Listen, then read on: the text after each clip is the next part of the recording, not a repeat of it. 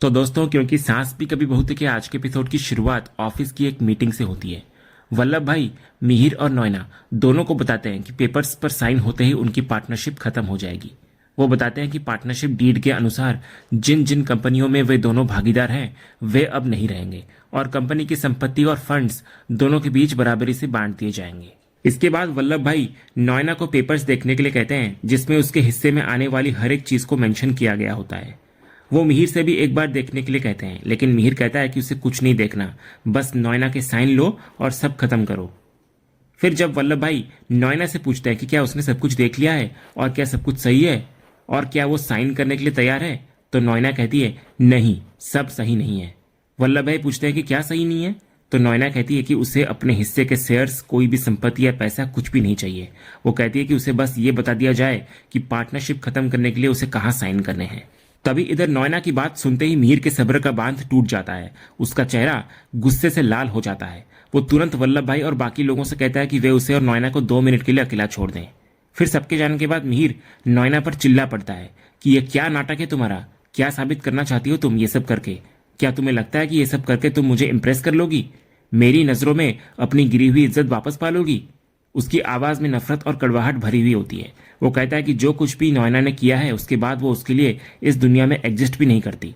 वो साफ कहता हुआ नजर आता है कि उसे नोयना का कोई एहसान नहीं चाहिए। फिर वो चिल्लाकर कहता है कि वो बस साइन करे, अपना जो कुछ भी हिस्सा है वो ले जाए और इस मामले को खत्म करे। तभी इस तनावपूर्ण माहौल में नोयना को जोर से खांसी आने लगती है। उसकी सांस फूलने लगती है, तो खुद को संभालने की कोशिश करती है वो और पानी पीने लगती है। फिर थोड़ा संभलने के बाद वो शांत लेकिन कमजोर आवाज में मिहिर को जवाब देती हुई नजर आती है। वो कहती है कि वो ये मेहरबानी उस पर नहीं बल्कि खुद पर कर रही है। उसकी आंखों में एक अजीब सी उदासी होती है। वो कुछ कहने ही वाली होती है कि वैसे भी मेरे पास अब ज्यादा समय नहीं बचा है। इतना बोलकर वो अपनी बात बीच में ही काट लेती है, मानो वो अपने सबसे बड़े राज को जाहिर करने से डर रही हो। वो फिर से खुद को संभालती है और कहती है कि वक्त का क्या भरोसा, कब क्या हो जाए, और वैसे भी उसके पास पहले से ही बहुत कुछ है, तो और लेकर वो क्या करेगी? इस पर मिहिर और भी गुस्से में आ जाता है। वो कहता है कि चाहे तो वो उस पैसे को जला दे, किसी को दान कर दे या दरिया में फेंक दे, जो भी करना है करे, लेकिन उसका कुछ भी वो नहीं रखने वाला, ना इस जन्म में और ना किसी और जन्म में। तो नोयना शांत आवाज में कहती है कि शायद वो यही डिजर्व करती है, लेकिन वो एक भी पैसा नहीं लेगी। इसके बाद नोयना कहती है अगर उसे दान ही करना है तो वो खुद कर दे। तो इस पर मिहिर गुस्से में वल्लभ भाई को बुलाता है और कहता है कि नोयना के साइन लो और सब खत्म करो। जब वल्लभ भाई पूछते हैं कि उसके हिस्से का क्या होगा, तो मिहिर कहता है वृद्धाश्रम में सब कुछ दान कर दो। इतना कहकर मिहिर वहां से निकल जाता है गुस्से में, और नोयना, जो शायद उसे अपनी सच्चाई बताना चाहती थी, अकेली टूटी हुई और रोती हुई रह जाती है। वहीं अगले सीन में गौतम कोर्ट जाने के लिए तैयार हो रहा होता है। उसके शर्ट का बटन टूट जाता है और वो सुई धागा खोजने के लिए तुलसी के कमरे की अलमारी खोलता है। वहां उसे एक तस्वीर मिलती है उसके जन्म के वक्त की, जिसमें तुलसी और मिहिर उसे गोद में लिए बहुत खुश नजर आ रहे होते हैं। पास ही एक एल्बम भी होता है जिसको खोलकर वो देखने लगता है। उस एल्बम में उसके बचपन से लेकर बड़े होने तक की सारी तस्वीरें होती है।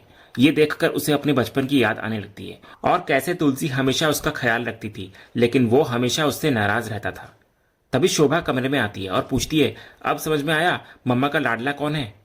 गौतम पूछता है कि माँ कहाँ गई है? तो शोभा कहती है कि वो पहले अंजार गई है और फिर सूरत जा रही है। वो बताती है कि माँ शांति निकेतन को वापस छुड़ाने गई है, जो सालों से गिरवी था। जो काम इतने सालों में कोई नहीं कर सका, वो माँ ने आते ही कर दिया। गौतम फिर पूछता है कि क्या माँ को मिताली के नोटिस के बारे में पता है? तो शोभा कहती है कि नहीं, क्योंकि पापा ने उन्हें टेंशन देने से मना किया है। वो चिंता जताने लगती है कि जब माँ घर वापस आएंगी और टिम्सी को नहीं देखेंगी तो क्या होगा। तो इस पर गौतम वादा करता है कि वो केस जीतने की पूरी कोशिश करेगा, ताकि जब माँ वापस आए तो उन्हें उनका पूरा परिवार पहले जैसा ही मिले। तभी शोभा कहती है कि परिवार तो तब पूरा होगा जब गौतम, दामिनी और नकुल भी शांति निकेतन में आकर सबके साथ रहने लगेंगे। लेकिन गौतम कहता है कि वो अभी ऐसा नहीं कर सकता, क्योंकि बड़ी मुश्किल से नकुल उसके पास वापस आया है और वो उसे शांति निकेतन में रहने के लिए मजबूर नहीं कर सकता। वहीं दूसरी तरफ मिहिर और गायत्री गाड़ी में होते हैं। इधर मिहिर गायत्री को बता रहा होता है कि नोयना ने पार्टनरशिप से कुछ भी लेने से मना कर दिया है और सब कुछ दान करने को कहा है। तो ये सुनकर गायत्री हैरान नजर आती है और कहती है कि नोयना तो ऐसी नहीं थी। तो मिहिर भी कहता है कि उसे भी समझ नहीं आ रहा कि उसने ऐसा क्यों किया। तो इस पर गायत्री कहती है, नोयना जो महान बन रही है उसके पीछे भी जरूर उसकी कोई चाल होगी, क्योंकि ये लोग सामने से मीठे बनते हैं और पीछे से वार करते हैं। वो मिहिर को चेतावनी देती है कि वो इस बार नोयना की किसी भी बात में ना आए, तो मिहिर कहता है कि ऐसा होना इम्पॉसिबल है, क्योंकि एक बार बेवकूफ बनने पर गलती सामने वाले की होती है, लेकिन दोबारा उसी चीज के लिए बेवकूफ बनो तो गलती खुद की होती है। वो कहता है कि उसका नॉयना के साथ अब खत्म हो चुका है सब कुछ, और उसे कोई फर्क नहीं पड़ता कि वो जिए या मरे। वहीं दूसरी तरफ अस्पताल में सुच्चू भी नॉयना पर गुस्सा कर रही होती है कि उसने अपना सब कुछ क्यों दान कर दिया। वो कहती है कि इससे अच्छा तो वो खुद उसकी जगह चली जाती। वो पूछती है कि नॉयना को क्या हो गया है और उसे इतनी महान बनने की क्या जरूरत है। तो इस पर नॉयना कहती है, मैं मरने वाली हूं, तो मुझे कुछ मिले या ना मिले क्या फर्क पड़ता है। वो सुच्चू को बताती है कि वो चिंता ना करे, क्योंकि उसने उसके और मिताली के लिए इतना इंतजाम तो कर ही लिया है कि वे पूरी जिंदगी सुरक्षित रहेंगे। तो इस पर सुच्चू कहती है कि उसे कुछ नहीं चाहिए, क्योंकि उसके पास पहले से ही बहुत है। वो कहती है कि वो ये सब इसलिए बोल रही थी क्योंकि इस सब पर नॉयना का हक था, क्योंकि उसने इतने साल उस कंपनी में काम किया और उस आदमी यानी कि मिहिर और उसके बिजनेस को अपना समय दिया था। वहीं दूसरी तरफ मिहिर अपनी बातचीत को आगे बढ़ाते हुए गायत्री से कहता है कि उसे नॉयना से कोई फर्क नहीं पड़ता, उसे अपनी जिंदगी में सिर्फ एक ही इंसान से फर्क पड़ता है और वो है तुलसी। वो कहता है कि वो टिम्सी की कस्टडी किसी भी हाल में जीत कर रहेगा, क्योंकि वो तुलसी को क्या जवाब देगा। क्या वो ये कहेगा कि जब वो नहीं थी तो उसने उसके परिवार को बिखरने दिया। इसके बाद वे दोनों कोर्ट पहुंचते हैं। वहीं दूसरी तरफ अस्पताल में नॉयना सुच्चू से कह रही होती है कि वीरानी परिवार एक बहुत ही मुश्किल दौर से गुजर रहा है। फिर वो सुच्चू से कहती है कि मिताली टिम्सी की कस्टडी के लिए उन पर केस कर रही है और ये बात उसने उससे क्यों छुपाई। तो इस पर सुच्चू कहती है कि वो उसे और टेंशन देना नहीं चाहती थी। वो स्वीकार भी करती है कि शायद उसने मिताली की गलत परवरिश की है। ये सुनकर नॉयना एक बड़ा फैसला लेती है। वो कहती है कि मिताली ये सही नहीं कर रही है, खुद तो खुद को संभाल नहीं पाती तो वो टिम्सी को क्या ही संभालेगी। वो सुच्चू से कहती है कि वो इस गलत काम में मिताली का साथ नहीं देगी और ना ही सुच्चू को देने देगी। वो कहती है कि मैं तुझे कोर्ट भी जाने नहीं दूंगी, क्योंकि गलत है ये और गलत का साथ हम नहीं देंगे। वहीं अगला सीन कोर्ट रूम का होता है, जहां माहौल में तनाव साफ महसूस किया जा सकता है।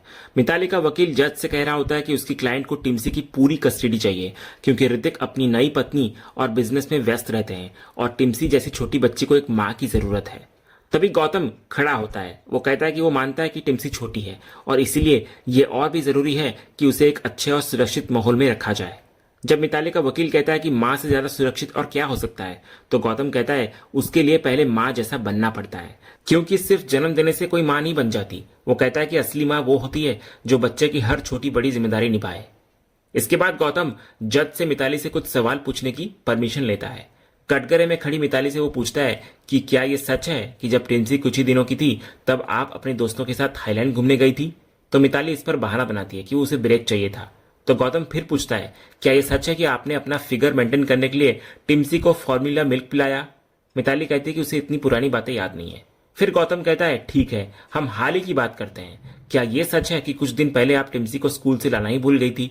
वो पूछता है कि उस दिन ऐसा क्या हुआ था। तो मिताली के पास कोई जवाब नहीं होता। जब मिताली चुप रहती है तो गौतम खुद ही सच बताने लगता है। वो जज को कहता है कि मिताली उस दिन अपनी बेटी को भूली नहीं थी, बल्कि वो शहर छोड़कर देहरादून चली गई थी एक ब्यूटी कॉन्टेस्ट में हिस्सा लेने के लिए।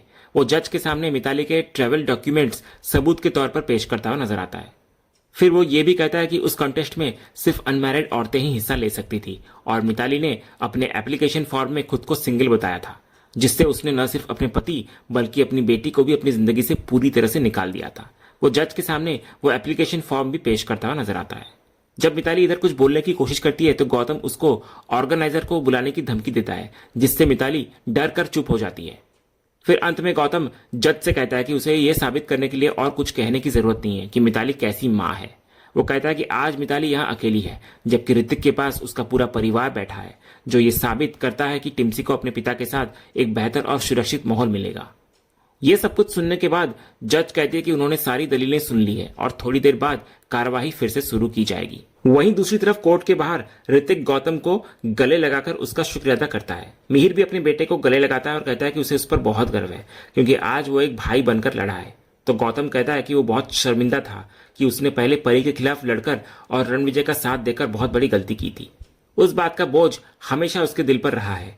वो कहता है कि उस वक्त मैं अपनी फैमिली के खिलाफ जीता, लेकिन आज मैं अपनी फैमिली के साथ और अपनी फैमिली के लिए जीतना चाहता हूँ। अगले सीन में अंगद के कमरे में भारती अचानक घुस आती है और उससे पूछती है कि उसने श्रीराम बनने से मना क्यों नहीं किया। तो अंगद कहता है कि जब चिट में उसका नाम आया तो वो कैसे मना कर सकता था। भारती कहती है कि यह परंपरा उनके लिए है, मैनेजमेंट के लिए नहीं है। वो पूछती है कि तुम किसकी तरफ हो, हमारी तरफ या उनकी। तो अंगद उसको याद दिलाता है कि उसने मना करने की कोशिश की थी, लेकिन जब सब लोग मान गए तो उसे भी मानना पड़ा। वो पूछता है कि उसे इतनी दिक्कत क्यों हो रही है। फिर अंगद खुद ही एक अंदाजा लगाता है और कहता है कि अब समझा, तुम्हें ऐसा लग रहा है ना कि मैं एक मामूली सा वर्कर हूं और वो इतनी बड़ी कंपनी की मालकिन है, तो मैं उनके साथ कैसे बैठूंगा, ऐसा ही लग रहा है ना। तो उसकी इस बात पर भारती उसके करीब आती है और उसका हाथ पकड़ लेती है और कहती है तुम बिल्कुल भी मामूली नहीं हो, तुम बहुत खास हो। तो इधर अंगद भारती की इन बातों से घबराता हुआ नजर आता है और बात को घुमाने की कोशिश करता है कि उसे सोना है, लेकिन भारती उसका पीछा नहीं छोड़ती। वो कहती है कि उसे अभी बात करनी है, क्योंकि उसे इस बात पर गुस्सा भी आ रहा है कि वो सीता नहीं बन रही है।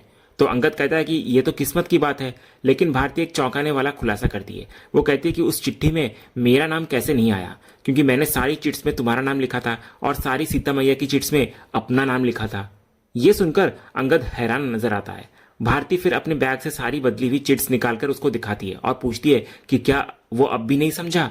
वो कहती है कि मैंने ऐसा इसलिए किया क्योंकि मैं तुम्हारी सीता मैया बनना चाहती थी। ये सुनकर अंगद के होश उड़ जाते हैं। भारती फिर कहती है कि अब उसने सब कुछ साफ साफ कह दिया है और एक समझदार को इशारा काफी है। इतना बोलकर वो चली जाती है और अंगद सोच में पड़ जाता है कि उसे जल्द से जल्द वृंदा को इस नई मुसीबत के बारे में बताना ही होगा। अगले ही सीन में अंगद चुपके से वृंदा से मिलने पहुंचता है और उसे भारती की पूरी कहानी बताने लगता है। वो कहता है कि क्या करने आए थे और क्या हो गया। इस पर वृंदा मजाक में उसे छेड़ती है और कहती है कि वो उसे अच्छे से जानती है, इसीलिए वो उस पर नजर रखना चाहती थी। तो इस पर अंगद वृंदा की इस बात से नाराज होता हुआ नजर आता है और कहता है कि अगर वो उस पर शक कर रही है तो वो कल ही पापा को फोन करके ये मिशन छोड़ने की बात कर देगा। ये सुनकर वृंदा मुस्कुराने लगती है और कहती है कि वो तो बस मजाक कर रही थी। फिर वृंदा कहती है कि वो खुद से ज्यादा उस पर भरोसा करती है। तभी अंगद भी मजाक करता है कि शादी से पहले तो लड़कियां उस पर मरती थी। तो वृंदा पूछती है कि फिर उसने उसे अपनी पत्नी क्यों बनाया। तो इस पर अंगद उसको कहता है कि वो मजाक कर रहा है जैसा वो कर रही थी। फिर वो उसको गले लगा लेता है और कहता है कि मेरे लिए सिर्फ तुम ही इंपॉर्टेंट हो, मेरी लाइफ भी तुम हो और मेरी वाइफ भी तुम हो। इसके बाद अंगद पूछता है कि इस नई प्रॉब्लम का सोल्यूशन क्या है। तो वृंदा कहती है कि ये प्रॉब्लम उसकी है तो उसे ही इसे सॉल्व करना होगा। फिर वृंदा अंगद को समझाती है कि वो इतना मैच्योर है कि वो इस स्थिति को संभाल सकता है जैसे वो शादी से पहले संभाला करता था। इसके बाद वृंदा उसको याद दिलाती है कि उन्हें यह नहीं भूलना चाहिए कि वे यहाँ किस मकसद से आए हैं और कल के रामनवमी के उत्सव को उन्हें अच्छे से निभाना होगा। वो कहते हैं कि वो हर पल उसके साथ है। फिर वृंदा एक बहुत ही गंभीर सवाल उठाती है। वो कहती है कि अगर भारती ने सारे चिट्स में अपना नाम डाला था तो फिर मेरा नाम किसने लिखा। उसे शक होता है कि यह किसी वर्कर या मैनेजमेंट के किसी आदमी का काम है, लेकिन ऐसा क्यों किया गया और इससे क्या मिलेगा, ये एक बहुत बड़ा सवाल होता है। तो इस पर अंगद कहता है कि ये तो कल ही पता चलेगा। अगली सुबह रामनवमी के उत्सव का दिन होता है। अंगद और वृंदा श्री राम और सीता मैया के खूबसूरत गेटअप में तैयार हो जाते हैं। उन्हें एक भव्य रथ में बिठाया जाता है और ढोल नगाड़ों के साथ उनकी यात्रा शुरू होती है। पूरा माहौल जश्न में डूबा हुआ होता है। रथ पर अंगद वृंदा से कहता है कि उसे बहुत मजा आ रहा है और वो खुद को बहुत भाग्यशाली महसूस कर रहा है कि उसे श्री राम बनने का मौका मिला। वृंदा भी कहती है कि उसने कभी सोचा भी नहीं था कि उसे भी इतना अच्छा लगेगा। लेकिन इस जश्न के बीच भारती का चेहरा लटका हुआ होता है। नंदू की पत्नी उससे पूछती कि उसे क्या हुआ है, तो भारती कड़वाहट से कहती है कि मेरी जगह पर कोई और है। वहीं दूसरी तरफ रथ पर बैठी वृंदा अंगद से कहती है कि उसे कुछ अजीब लग रहा है। वो कहती है कि तुम्हारा यहाँ होना सही है, लेकिन मेरा ऐसे यहाँ होना मुझे कुछ तो गड़बड़ लग रहा है। अंगद भी उसकी बात से सहमत होता है और कहता है कि उसे भी समझ नहीं आ रहा कि आखिर किसने उसकी चिट्ठी में वृंदा का नाम डाला होगा। लेकिन ठीक उसी समय जब सब लोग इधर जश्न में डूबे हुए होते हैं, विक्रांत और उसके आदमी अपनी साजिश को अंजाम देने के लिए तैयार होते हैं। विक्रांत अपने आदमियों को कह रहा होता है कि अब सब लोग झांकी में बिजी हैं, इसलिए यही सही समय है निकलने का। जब एक महिला एम्प्लॉय पूछती है कि अगर किसी को उन पर शक हुआ तो विक्रांत कहता है कि ऐसा नहीं होगा, क्योंकि सबने उन्हें पहले ही देख लिया है यहाँ पर और सबको पता भी है कि वे यहीं पर हैं। वो उन्हें दोबारा कहता है कि अब उन्हें निकलना होगा। और इसी के साथ एक तरफ जहां भक्ति और उत्सव का माहौल है, वहीं दूसरी तरफ एक बहुत बड़ी चोरी की साजिश अपने अंतिम चरण में पहुंच रही होती है। यह एपिसोड एक ऐसे मोड़ पर खत्म होता है जहां जश्न के पर्दे के पीछे एक बहुत बड़ा खतरा छिपा हुआ है और वृंदा और अंगद दोनों इस बात से अनजान हैं। तो दोस्तों, आपको आज का ये एपिसोड और इसका अपडेट कैसा लगा, अपनी राय हमें कमेंट बॉक्स में जरूर बताएं। अगर आपको आज का ये वीडियो पसंद आया हो तो वीडियो को लाइक भी करें, शेयर भी करें और हमारे चैनल को सब्सक्राइब करके बेल आइकन जरूर दबाएं, ताकि क्योंकि सास भी कभी बहू थी के अगले धमाकेदार एपिसोड का अपडेट आपको सबसे पहले मिले। तब तक के लिए धन्यवाद।